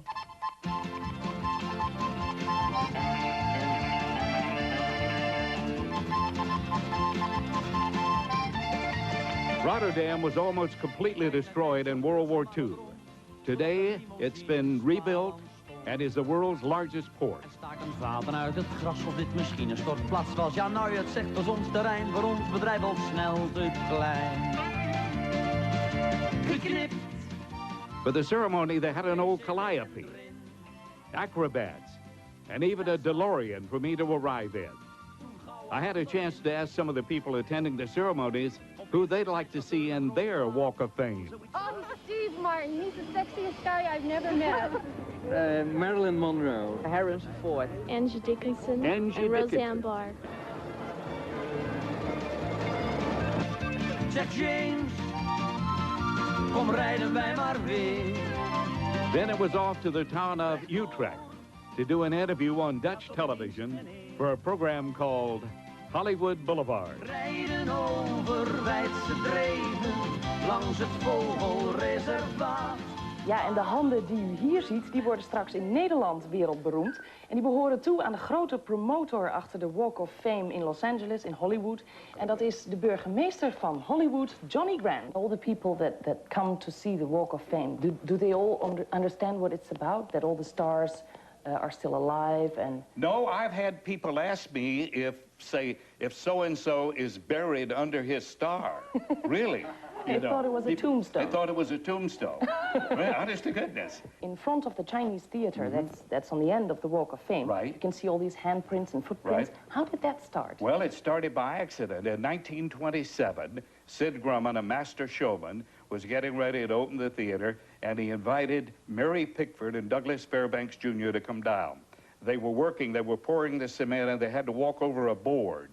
And she fell off the board and put her foot in the cement, and he says, oh, this is a great idea.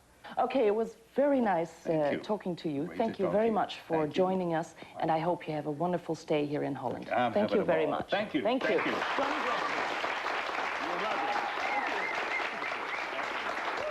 Then it was off to a school to answer some questions from young people. Oh, which man has the strongest muscles in the film? Arnold Schwarzenegger. Yeah, Arnold Schwarzenegger. Michael. Ooh.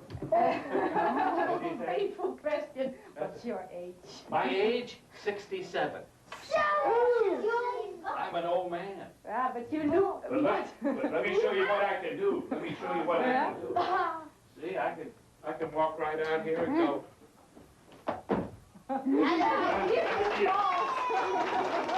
For he's the jolly fellow, for he's the jolly fellow, for he's the jolly fellow, and so say all of us, and so say all of us, and so say all of us, for he's the jolly fellow, for he's the jolly fellow, for he's the jolly fellow, and so say all of us, and so say all of us, and so say all of us.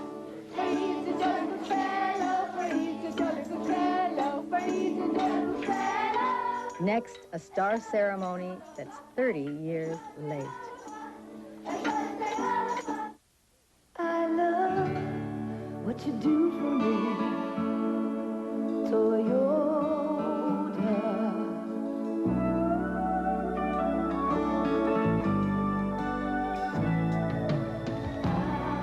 What do you think, Dad? I think it's yours.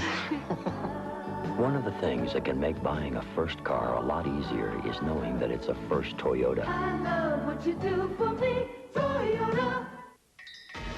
Now McDonald's has something new for you to play with. Sports bottles. 4 collectible bottles that play as hard as you do, but last longer. For only $1.99, you'll get a McDonald's sports bottle filled with Coca-Cola. And the best part is, it comes with its own locker. McDonald's sports bottles, just $1.99 each. Bring in your sports bottle on your next visit and get an ice-cold refill for just 59 cents. The critics agree. The Riot Act is a hit.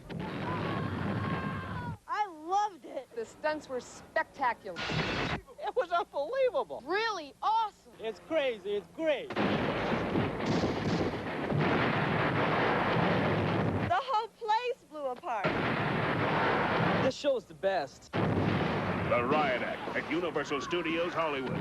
Only Universal could pull a stunt like this. I'm gonna see it again and again. So I switched him to municipal. Smart. Right here is fine. Next. Is the flight on time? What am I, a clock? Ooh, I hate this part. Feeling a little less than human when you fly to the Bay Area? That's why Delta is introducing hourly flights from LA to San Francisco with our unique brand of person-to-person service. So if you're tired of the way they're treating you, Snack time. call Delta. Delta, we love to fly and it shows.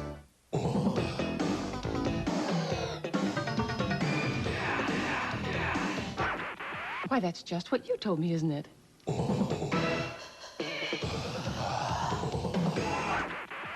This is fun.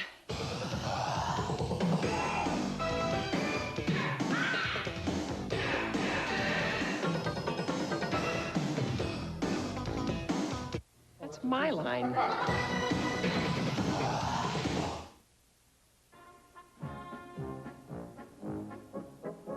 In July, at the invitation of Czechoslovakian President Václav Havel, Johnny was one of many Americans to visit Prague and attend an international conference on democracy and independence.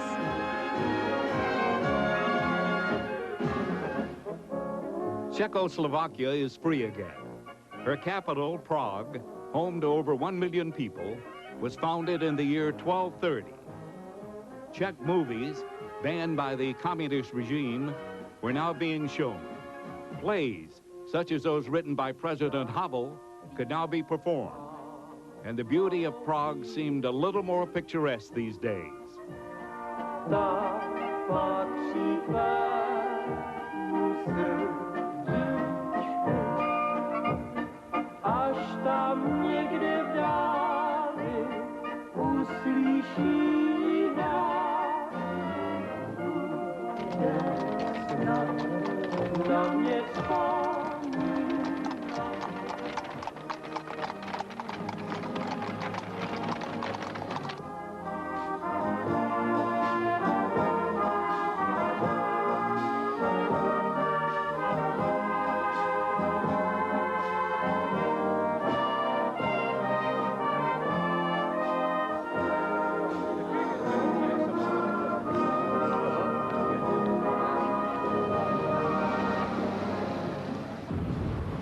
The conference, sponsored by the National Council to Support the Democracy Movement, was a meeting of the leaders from the independent democratic movements of the Russian republics and the Eastern Bloc countries. The delegates were brought together from many nations of the world with a single goal: freedom from political oppression. Among the observers from the Hollywood community were Don DeFore, Ms. Lauren Green, Nancy, and the United States Ambassador to Czechoslovakia, Shirley Temple Black. During a press conference, I had the opportunity to ask one of the delegates, world chess champion Garry Kasparov, a Russian, if he could predict the situation in the Soviet Union 1 year from now. You asked me about my opinion about this Soviet state the next year. 1 year from today? Yeah, 1 year from today. I already made these prognosis being in America and States at the end of March, beginning of April. I said that in my opinion there would be no Soviet Union in 1991. And I think that now it's, I'm not so far that my prognosis will be correct. Well, these are students who are participating in the peaceful road to democracy. And I'd like to ask each of them, what pops in their mind? What is the first thing they think of when I say America? I would say it's another dimension of life. It's a country of skyscrapers and Statue of Freedom and a lot of important people and sea and sun shining. It's my great dream for childhood. Another world, another people, another houses, another nature. Everything is another, like in Europe. Yeah, I think it is the same for us, like on Mars or the moon. Yeah, America is the same. Maybe a large city, lots of pretty girls, lots of money, land of sunshine. Everything's incredible. And between sessions, I had an official Hollywood duty to perform.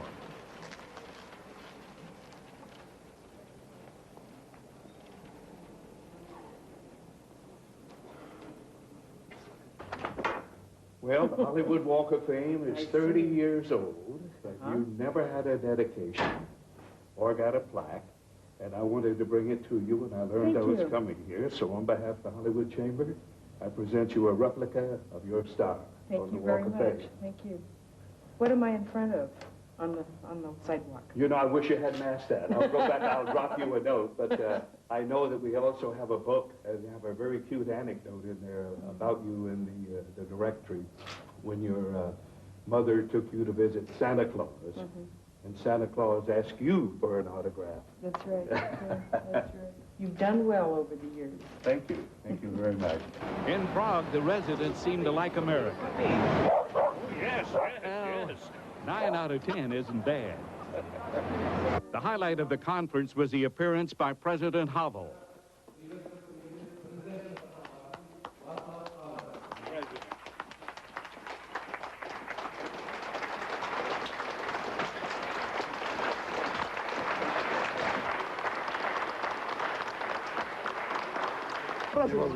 must shake hands. Greetings from Hollywood. Nice to see you. Thank you.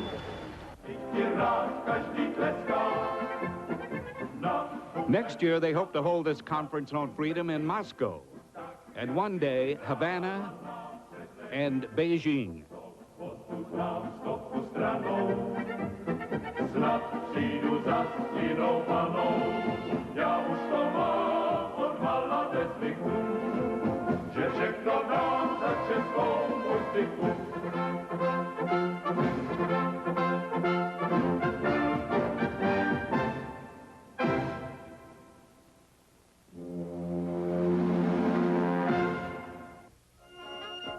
A busy July ended with Johnny at the opening of the Nixon Library in Yorba Linda, California.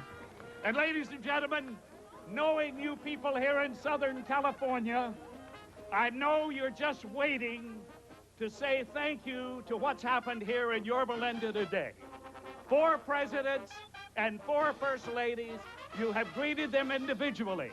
But now we can do it collectively as I say, ladies and gentlemen, the presidents and their ladies.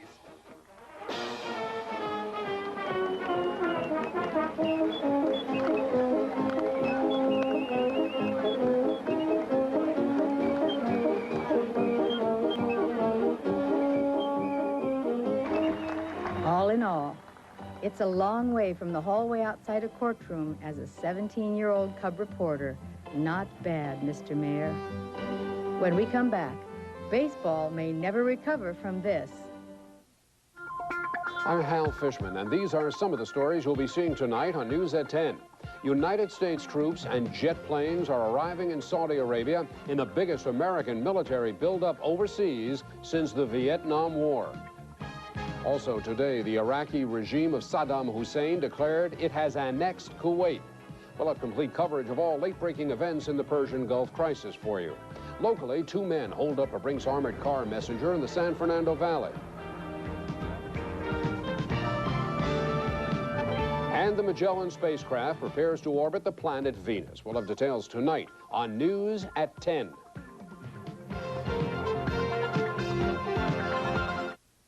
You know, I bought my Toyota Camry because 3 separate mechanics, Fred, Jeff, and Kevin, told me the Camry was a really reliable car. Now he waves when he goes by the shop, but he doesn't stop. Can't believe you told him to buy such a reliable car. They were right. My Camry's been really dependable. I didn't tell him to buy one. I said they were reliable. You did too. He'll never see me again. No use crying over spilled milk. I love what you do for me, Toyota. Sweet dreams may millions find you. Sweet dreams that leave your worries behind you. Twice a week, someone's dream can come true. It could be yours, you know. So don't let another dream pass you by. But in your dreams, whatever they be, dream a little dream of me. Only Brand Central at Sears carries the top 3 names in appliances. Only Brand Central gives more credit to more people. people than any other superstore. And only Brand Central has the nation's largest retail service fleet to be there when you need it. Brand Central at Sears. Why waste your time shopping anywhere else? These all-frostless Kenmore refrigerators are only $9.99.99 and $5.99.99 through Saturday. As a boy in Mexico, it was my dream to come to America and bring with me the traditional flavors of my country. And now, as Vice President of Food for Carol's Restaurants, I am proud to offer authentic Mexican dinners. Combination platters of chili rellenos, taquitos, tamales, and cheese enchiladas. Or chicken ranchero, your choice for $5.99. And weekdays, huevos rancheros for $2.99. Come and see how Carol's cares for you.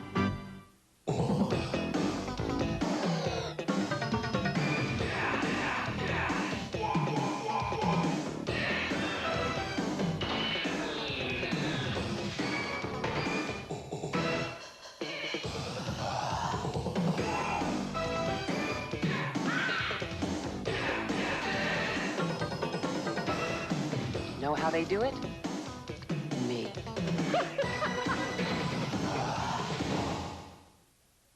If the truth be known about the mayor of Hollywood, if he wasn't doing what he's doing now, Johnny would have been a professional baseball player.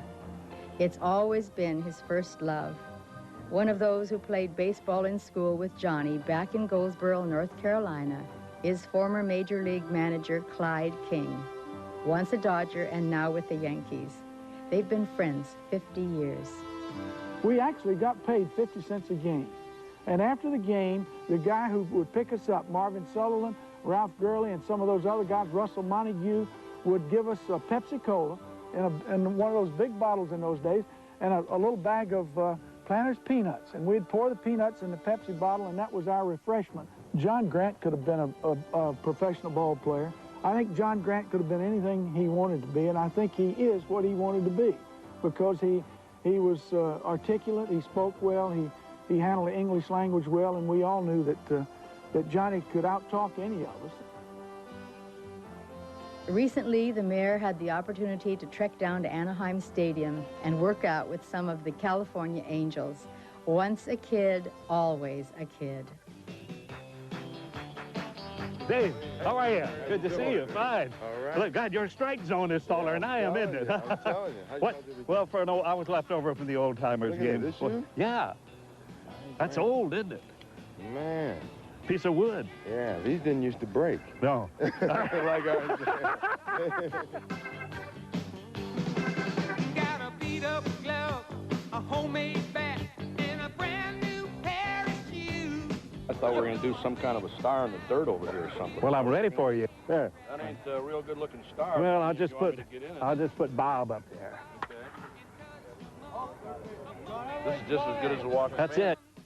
It's gone and you can't tell that one goodbye. Oh, put me in cold. I'm ready to play. You got any advice for the old timer? I mean, Yeah, I've got one little, well, I know you're called the Tiger, right? And you're the honorary mayor of Hollywood. But the one thing I think that everybody needs to understand is it was very generous of you to put on 1 pound for every year of service in show business. 50 years, 50 pounds. He's the greatest. Well, I'm ready for the remake of the Babe Ruth story. Really great stuff. Congratulations. Good to see you. What was that on the Richter scale? You've set the Angels uniforms back about 35 years there. Well, I've got the old one. They ain't looking bad. Yeah.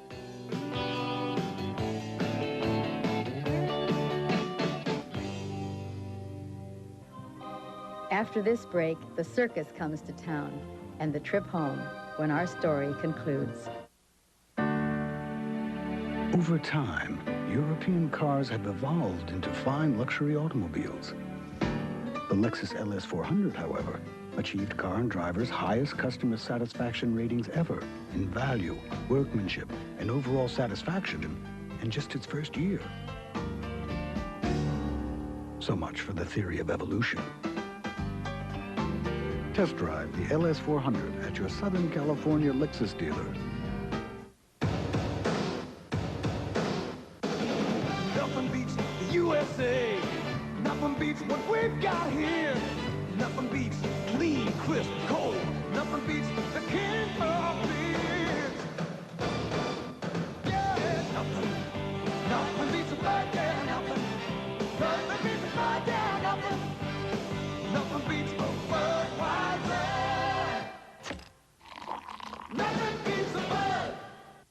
something completely new at Black Angus, Caribbean dinners. Let's cook, boys. Rollin', rollin', rollin'. Keep them doggies rollin'. Now at Black Angus, grilled chicken in a spicy Caribbean glaze, juicy top sirloin, a touch of the West, a taste of the islands. Rollin', rollin', rollin'. Steak and Caribbean chicken, $7.95. Only this August. Only at Black Angus. Yeah, we're jamming now. This is one of the best little rest stops in Mississippi. It's a saltwater wetland, the kind of place nature might have made. A good spot to drop in, grab a bite, or just sit a spell. It was made by people who work in the nearby refinery. Do people need to create places so nature can spread its wings? People do. This summer, Universal Studios and Pepsi present the Pepsi Taste of Stardom game. Win a part in a Universal Film Backdraft. Get acting lessons. Have your own agent. A $100,000 star salary. Or win a fabulous trip to Universal Studios or millions of other prizes. So play the Pepsi game. I'll have a, I'd order a Pepsi. And who knows? Hooray for Hollywood! Hooray for Hollywood! Gene Hackman is in the midst of a midlife crisis, and Barbara Streisand wants to help. Only his son and her husband stand in the way. I start first. Look at this urgency. You must get him, too. I want you to admit here in front of my whole family that you're fooling around with my wife. Actually, I think most of them already know. Hey, wait a minute. Gene Hackman, Barbara Streisand, Kevin Dobson, and Dennis Quaid get it all mixed up in All Night Long. Friday at 8 on Channel 5. Well, now that you've seen some of what Johnny Grant has accomplished in his 50 years in show business, there's one more story to tell. It's how he first got the notion that he wanted to get into the entertainment business. The story goes back a long way to Goldsboro, North Carolina, where we started. When I was about 16 years old, right here in what was Gurley's barbershop, I met Herman Joseph, who was a Ringling Brothers Barnum and Bailey circus clown. And he used to sit there and tell us all about the circus life, how exciting it was. Man, I was completely enthralled. I mean, just listening to him, I had grease paint in my blood. I was ready to go, and it wasn't long before he had me in makeup, and I used to have a sandwich board I put over my shoulders and sold advertising, walked up and down the streets leading a little duck on Saturdays. I also had an old bicycle and rode in parades, but that was the beginning. That was how I got into show business, through those stories from Herman Joseph. And since then, every time a circus is around, you can rest assured I'm going to be there. A few weeks ago, Johnny slipped into the KTLA makeup room and was transformed into a circus clown, appearing later that night at the opening of Circus Vargas, riding a bicycle that first became part of his life almost 50 years before.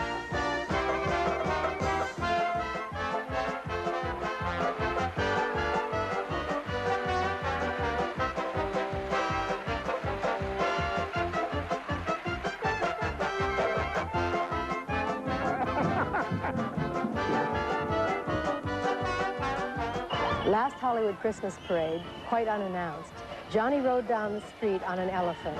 Of course, since he's executive producer of the parade, nobody objected. Thank you, thank you. Woo! Man, that thing wobbles. Earlier in the show, we heard the Los Angeles Police Band play the General Johnny Grant March. Yes, Johnny is a general, a two-star general in the California State Military Reserve. Recently, in a Sacramento ceremony, Governor Duke Majan awarded Johnny the Order of California for an unprecedented second time, honoring Johnny's 40 years of service to the state of California. And therefore, on behalf of all Californians, I just want to say congratulations to you, Johnny. Your countless activities on behalf of others has made California a much better place in which to live, and we owe you a great debt of gratitude.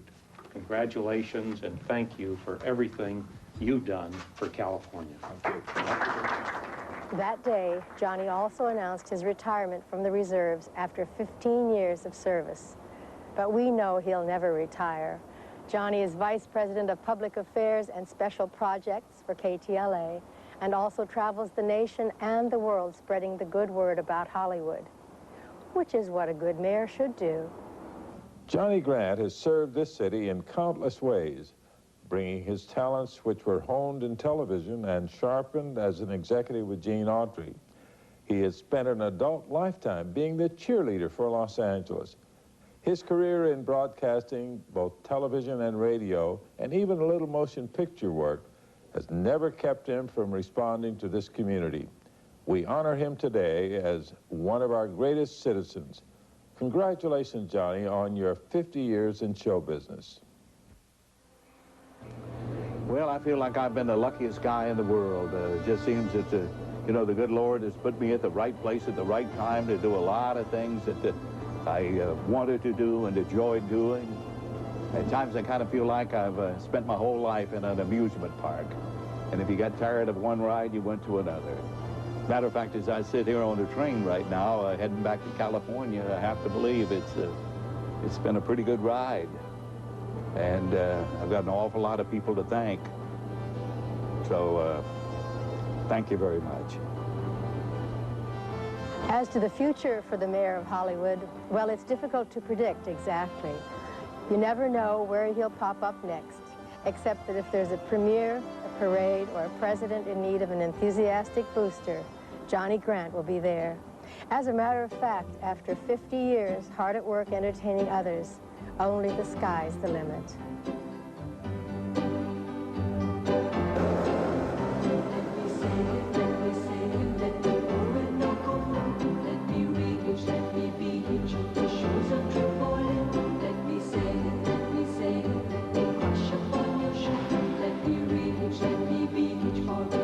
This is Hal Fishman. Tonight on News at 10, a massive American military buildup in Saudi Arabia, the biggest since the Vietnam War. The Iraqi regime of Saddam Hussein declares the annexation of Kuwait. An Arab summit convenes tomorrow to try to avert war. A hostage is released in Lebanon. Lightning triggers a new outbreak of fires here in the West. And the Magellan spacecraft prepares to orbit the planet Venus. We'll have details on these stories and all the late-breaking events in the Persian Gulf crisis. It's next up in just a moment on News at 10. Tonight at 11 on Taxi, Bobby and Elaine are forced to become temporary roommates. Will temptation get the best of them? Find out tonight at 11 on Taxi. This is Ron Boltz inviting you to stay tuned now for News at 10, coming up next right here on Channel 5.